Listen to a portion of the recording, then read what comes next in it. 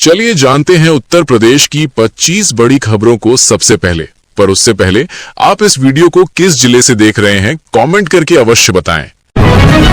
भारत में बुजुर्गों की बढ़ती संख्या को देखते हुए सरकार लगातार उनके कल्याण के लिए नई योजनाएं और सुविधाएं ला रही है। हाल ही में सोशल मीडिया और विभिन्न खबरों में 7 जनवरी 2026 से सीनियर सिटीजन को मिलने वाली 8 विशेष सुविधाओं की चर्चा काफी तेज हो गई है। सरकार का मुख्य उद्देश्य है कि देश के वरिष्ठ नागरिकों को बुढ़ापे में किसी पर निर्भर न रहना पड़े और वे सम्मान के साथ अपना जीवन जी सकें। आपको बता दें, इन नई सुविधाओं के तहत पेंशन में बढ़ोतरी, स्वास्थ्य सेवाएं और बैंकिंग नियमों में बड़े बदलाव होने की संभावना है। वरिष्ठ नागरिकों के लिए ये साल काफी उम्मीदों भरा रहने वाला है, क्योंकि डिजिटल इंडिया के इस दौर में अब बुजुर्गों को घर बैठे ही कई सरकारी लाभ मिल सकेंगे।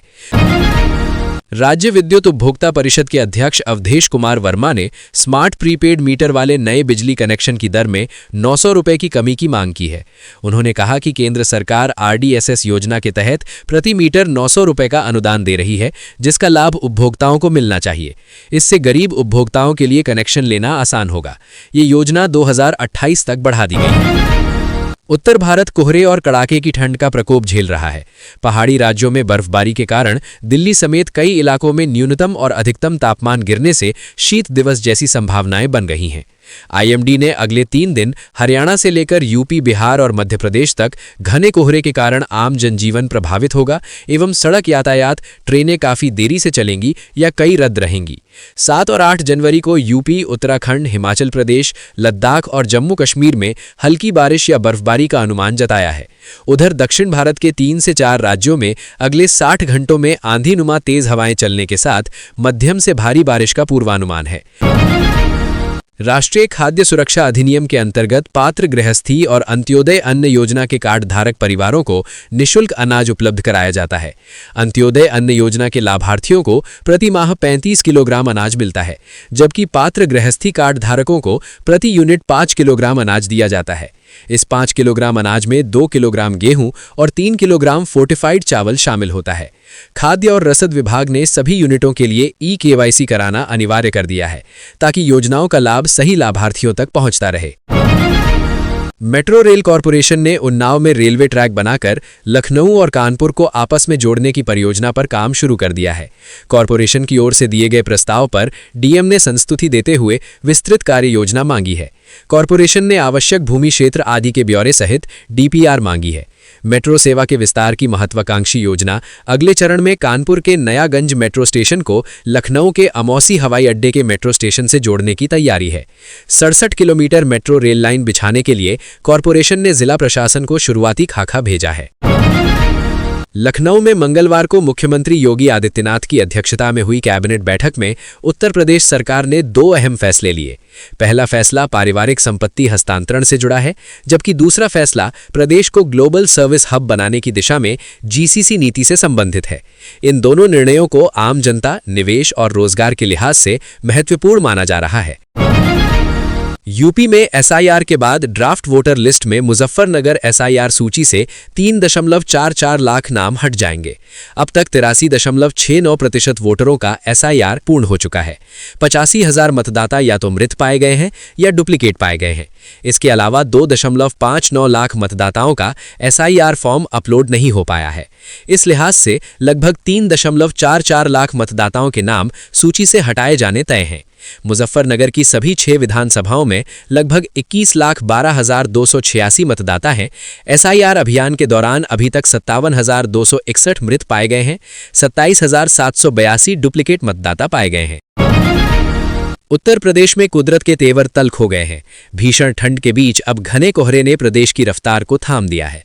मौसम विभाग IMD ने 7 से 8 जनवरी के लिए ताज़ा बुलेटिन जारी करते हुए चेतावनी दी है कि बुधवार सुबह प्रदेश के कई हिस्सों में भीषण कोहरा छाया रहेगा। बर्फीली हवाओं और भारी नमी के कारण विजिबिलिटी न्यूनतम स्तर पर पहुंचने की आशंका है, जिससे रेल, सड़क और हवाई यातायात बुरी तरह प्रभावित हो सकता है। स्थिति की गंभीरता को देखते हुए कई जिलों में कोहरे और कोल्ड वेव को लेकर ऑरेंज और येलो अलर्ट जारी किया गया है। राज्य निर्वाचन आयोग ने पंचायती राज विभाग से जिला व क्षेत्र पंचायत वार्डों की विस्तृत रिपोर्ट मांगी है। ये रिपोर्ट त्रिस्तरीय पंचायत चुनाव की तैयारियों को आगे बढ़ाने के लिए महत्वपूर्ण है। परिसीमन के बाद जिला पंचायत के 30 और क्षेत्र पंचायत के 830 वार्ड कम हुए हैं। समर्पित पिछड़ा वर्ग आयोग के गठन में देरी के कारण चुनाव समय पर होने पर अभी संशय बना हुआ है। पंचायती राज मंत्री ओम प्रकाश राजभर मुख्यमंत्री से मुलाकात करेंगे। गोरखपुर के रजही में सेवानिवृत्त लेखपाल बालेंद्र सिंह के घर 84 लाख रुपए की दुस्साहसिक लूट के बाद पुलिस महकमे में हड़कंप है। सीओ कैंट के नेतृत्व में 4 थानों की पुलिस और क्राइम ब्रांच की टीमें जांच में जुटी हैं। 2 संदिग्ध हिरासत में लिए गए हैं, जबकि सीसीटीवी फुटेज और मोबाइल टावर डंप के जरिए बदमाशों की तलाश जारी है। पुलिस को लुटेरों का लोकेशन रंवापुर गांव तक मिला है। मनपुर के गोविंद नगर में प्रेमिका के साथ रेलवे ट्रैक से गुजर रहे एक युवक की ट्रेन की चपेट में आने से मौत हो गई। प्रेमिका मामूली रूप से घायल हुई और डर कर मौके से चली गई। युवक अपनी प्रेमिका को कपड़े दिलाने जा रहा था और लोगों से बचने के लिए ट्रैक का रास्ता चुना था।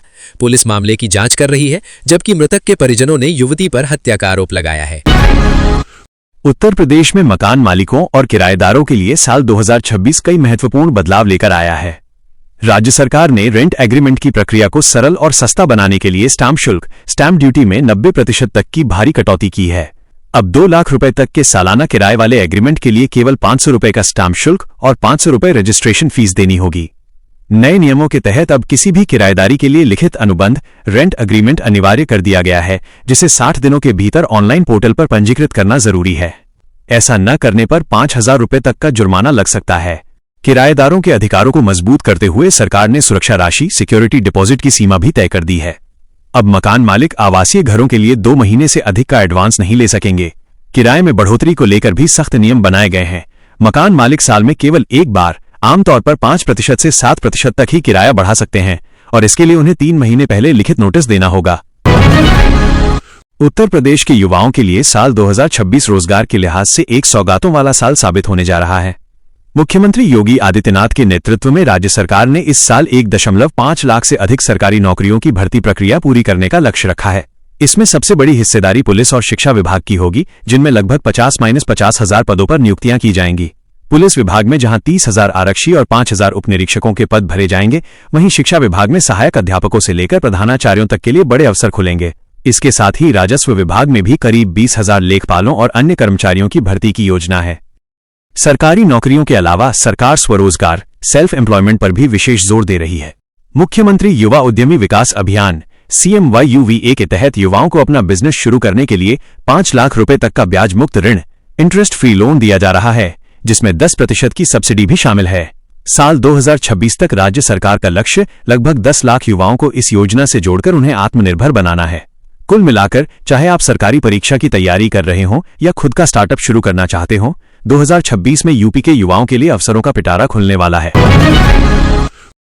उत्तर प्रदेश सरकार ने अपनी निराश्रित महिला पेंशन योजना, जिसे आमतौर पर विधवा पेंशन कहा जाता है, के तहत एक बड़ा कदम उठाया है। ताजा समाचारों के अनुसार सरकार ने वित्तीय वर्ष 2025-26 की चौथी तिमाही में लगभग 40 लाख महिलाओं को सीधे तौर पर पेंशन का लाभ देने की तैयारी पूरी कर ली है। इस योजना के निर्बाध संचालन के लिए अनुपूरक बजट में 535 करोड़ रुपए की अतिरिक्त धनराशि आवंटित की गई है, ताकि लाभार्थियों को बिना किसी देरी के भुगतान मिल सके। इस योजना के अंतर्गत पात्र महिलाओं को 1,000 रुपए प्रतिमाह की आर्थिक सहायता दी जाती है। सरकार का मुख्य उद्देश्य ये सुनिश्चित करना है कि पति की मृत्यु के बाद निराश्रित महिलाओं को जीवन यापन के लिए किसी और पर निर्भर न रहना पड़े। भुगतान की प्रक्रिया को पारदर्शी बनाने के लिए राशि सीधे महिलाओं के आधार से जुड़े बैंक खातों DBT में भेजी जा रही है। ब्याज के समायोजन के कारण दी जा रही है, जिससे राज्य के करोड़ों उपभोक्ताओं को कुल मिलाकर लगभग 141 करोड़ रुपए का सीधा फायदा होगा। ये कटौती घरेलू और व्यावसायिक दोनों तरह के कनेक्शनों पर लागू होगी, जिससे नए साल के पहले महीने का खर्च थोड़ा कम हो जाएगा। इसके साथ ही पुराने बकायेदारों के लिए सरकार ने बिजली बिल राहत योजना 2025-26 को आगे बढ़ा दिया है। इस योजना के तहत उपभोक्ताओं को उनके पुराने बिजली बिल के ब्याज सरचार्ज पर 100% की छूट दी जा रही है। साथ ही अगर कोई उपभोक्ता एकमुश्त वन टाइम मूल राशि जमा करता है, तो उसे मूलधन पर भी 25% तक की छूट मिल सकती है। ये योजना किश्तों में भुगतान की सुविधा भी देती है और इसके पंजीकरण का दूसरा चरण जनवरी 2026 के अंत तक चलेगा। उत्तर प्रदेश के महोबा जिले में प्रधानमंत्री फसल बीमा योजना PMFBY के तहत हुए 40 करोड़ रुपए के बड़े घोटाले ने पूरे प्रदेश में हड़कंप मचा दिया है। इस धोखाधड़ी में जालसाजों ने बीमा कंपनी के अधिकारियों के साथ मिलकर ऐसी जमीनों का बीमा कर क्लेम हड़प लिया जहां कभी खेती ही नहीं हुई। जांच में खुलासा हुआ है कि नदी, नाले, पहाड़, जंगल और बंजर भूमि को उपजाऊ जमीन दिखाकर कागजों पर फसल बोई गई और फिर उनका बीमा कराकर करोड़ों रुपए का मुआवजा निकाल लिया गया।